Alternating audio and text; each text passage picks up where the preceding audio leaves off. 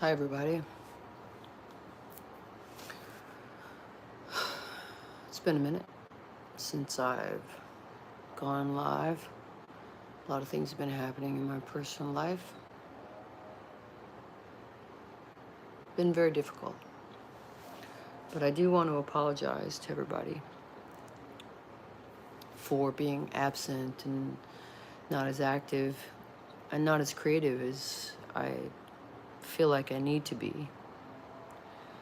But most of you know I have a very sick animal, my little dog, Chloe. She has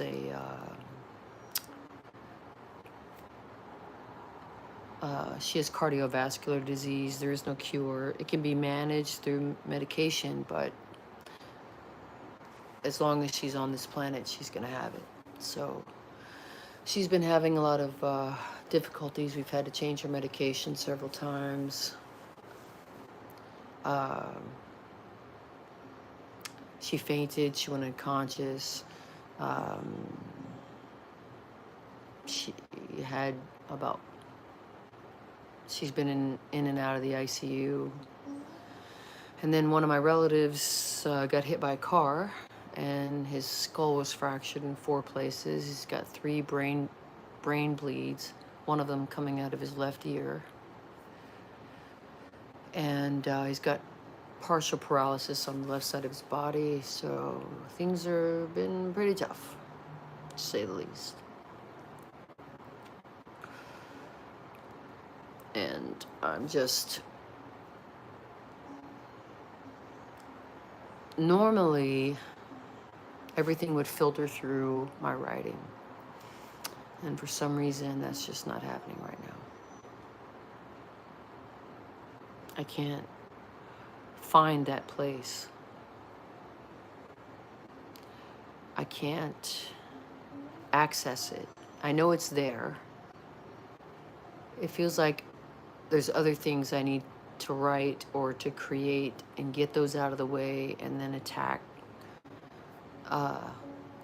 the things that I really need to do, which is finish my 9th album, which I'm currently working on right now. I mean, we've done 8 songs so far. I've got 3 songs left, and those 8 songs are incredible. I mean, I'm so proud of them. I mean, they're so good.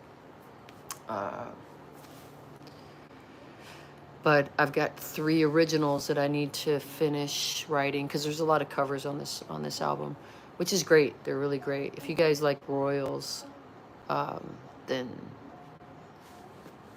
which is a Lorde song, you know, she's a pop star.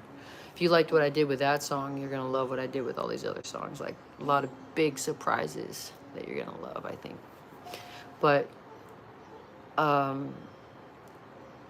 just keep finding myself in this vast emptiness, this oblivion that I've never been in before.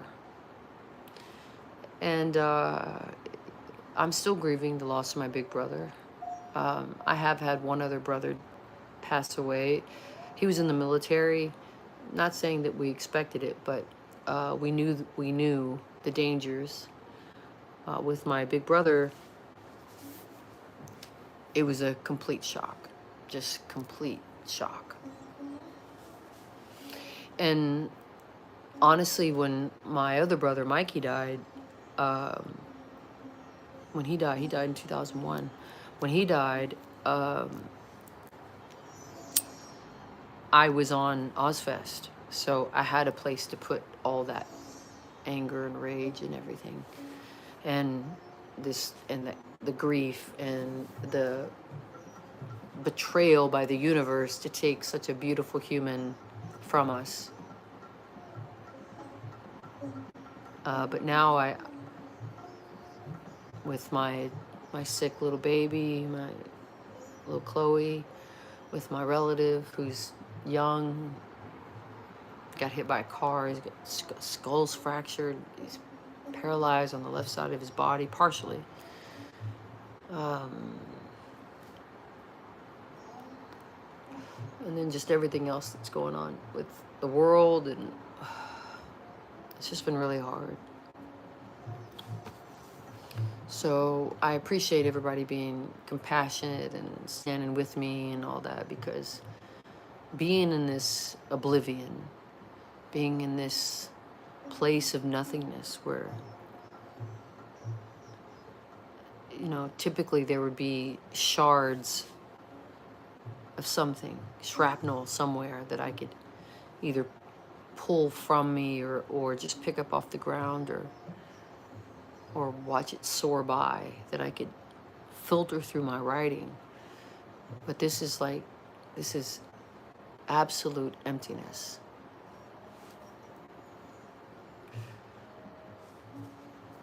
And I'm not used to it. In the past, I mean, my whole life, you know, I had a pretty rough childhood.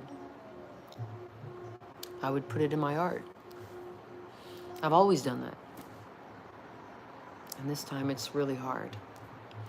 So I just want to thank everybody for being so cool and compassionate and patient and loving. You guys are helping. As much as you guys tell me that I save you, you guys save me more than I could ever communicate. So thank you for that. I really appreciate it. And sorry for the sirens, everybody. I live in LA, baby. So it's crazy out here.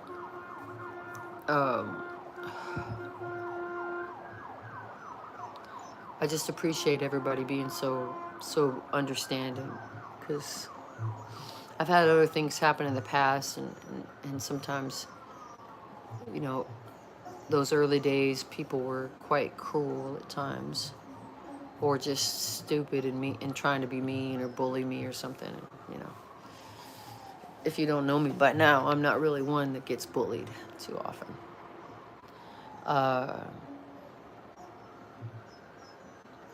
Anyway, I am trying. I promise I'm trying. You know, those peaks and valleys I talk about all the time, where sometimes we find ourselves in this really dark and desolate valley. And sometimes we're terrified and we want to get the fuck out of there, but sometimes this is the place we need to be, someplace dark, someplace isolated and alone, and we can just exist and not do anything but just process this grief and this anger and this and try to find a cure for this emptiness. But eventually we want to get to that peak, whether we have to crawl on our bellies, whether we are able to march straight up that fucking mountain, or if we have to, you know, go at a slower pace up that slope. We're going to reach that peak. And we're going to look down and we're going to be so proud of all that we've overcome. We're not going to forget why we were in that valley. We're not going to forget the struggles that took us to get to the peak. We'll never forget that. But we will be proud, and we will have the courage to do it again, because we're going to find ourselves in another valley. I mean, those of us who suffer with depression were basically Sisyphus. If you know your Greek mythology, that was the gentleman who was doomed to roll a boulder up a hill, and then as soon as he got it up the hill, it would roll down another hill, and then he'd have to push it up that hill, and it'd roll down forever, for eternity. That was his punishment. And that's kind of what, like, there's a difference between being depressed and having depression. It's like getting a sugar high versus being diabetic. Some people can be depressed and they can snap out of it. They can just do something and it makes them feel better. Whereas those people who suffer from depression, and I am one, I suffer from depression. The only cure I've ever had was art. And now that's gone. And I've been on every fucking drug there was at one time. Paxil, Wellbutrin, Zoloft, lithium, There's some others, I can't remember the name of them. They're too long. Dihoxy, some shit.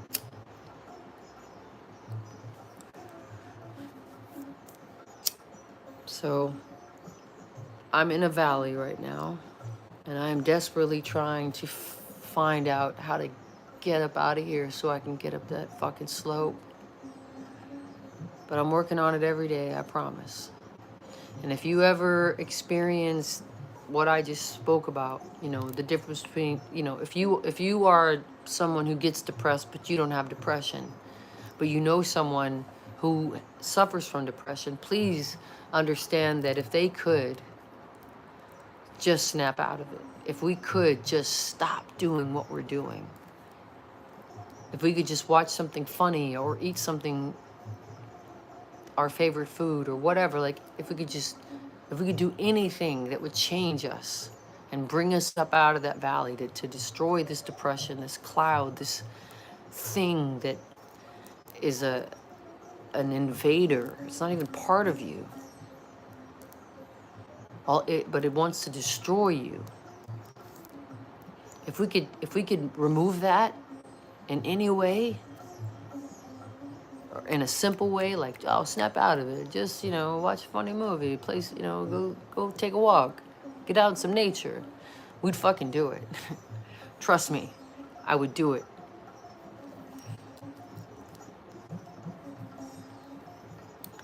But depression's a disease. I mean, it is.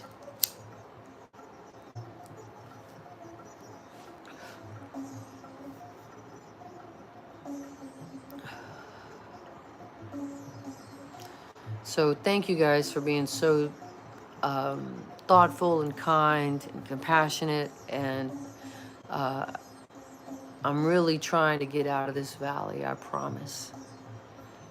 You deserve it. You deserve the best I can give you, and right now I know I can't, but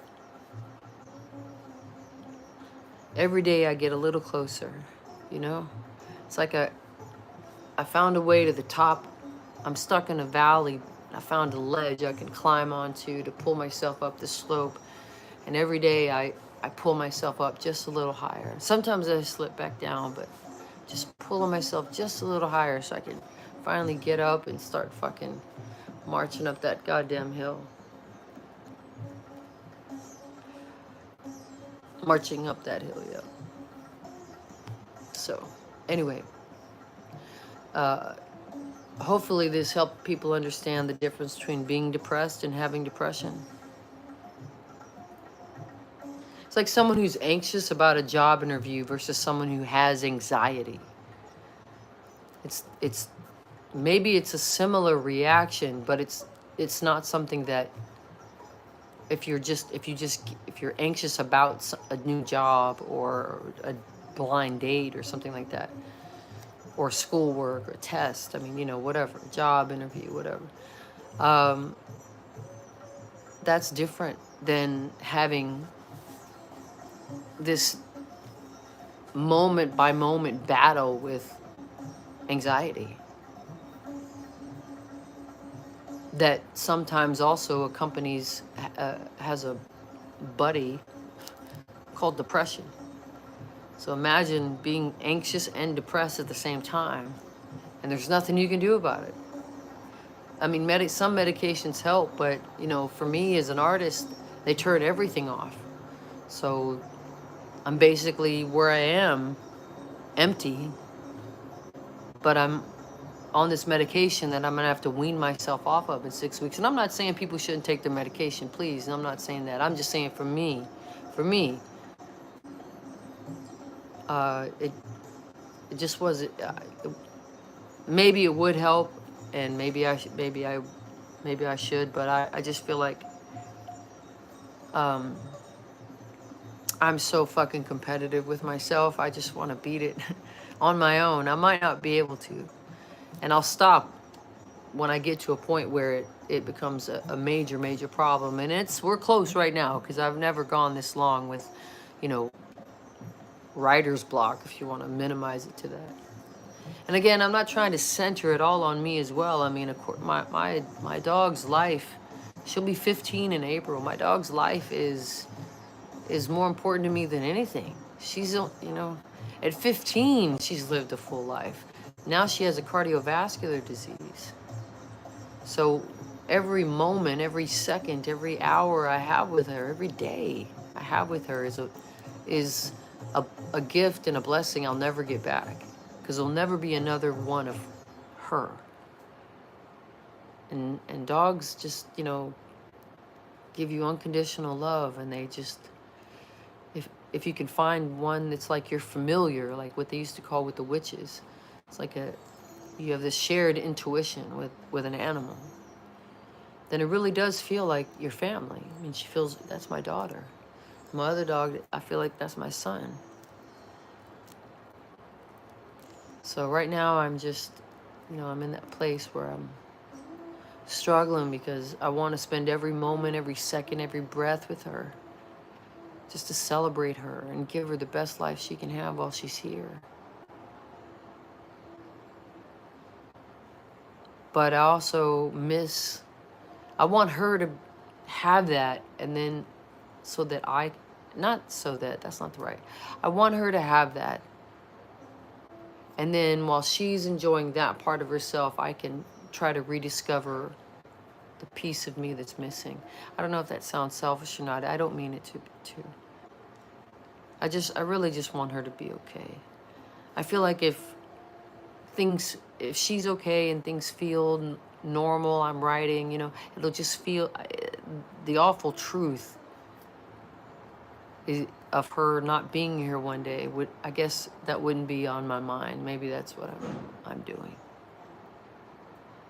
Anyway, that's it. I love you guys. I appreciate you all so much. Much love to the people of Ukraine for standing up to that fucking idiot Putalini. And much love to all of you. What is it? Slava Ukraini. Glory to Ukraine. I also want to thank all of you, my real ones. It is so rare to find real ones in this world, man. Authentic people. It is so rare. I'm so lucky I've found you guys. Or you guys found me, or whatever. I have you in mind. And I'm just so grateful of that. Because you guys are fucking real, man. You guys are authentic, and it's just so rare to find that. Online, in person, in your family, whatever. Like, it's hard to find real ones, and most of you are real ones. And I fucking appreciate that. Thank you. Anyway, have a good night. Much love, and thanks for listening to me rant and ramble. I enjoy this much more than Facebook, even though I don't use it often, but I enjoy this much more than Facebook. So thanks, YouTube, my YouTube fam, and you know, subscribe and shit, so you'll know when I go on, and you know, if you like the video, share it. Anyway, much love to you guys. I'm excited for you to hear the record. Even right now, it sounds fucking amazing. But I appreciate your patience while I finish it, and I think it's, you know, it's going to be really special in the end. I really believe that. And thank you for all your love and your kind words for my dog, who's very sick, and thank you for all your kind words about my relative who's alive and on the mend. And thank you for all your kind words for my brother who died. And thanks for being badass. All right, much love. You guys take care.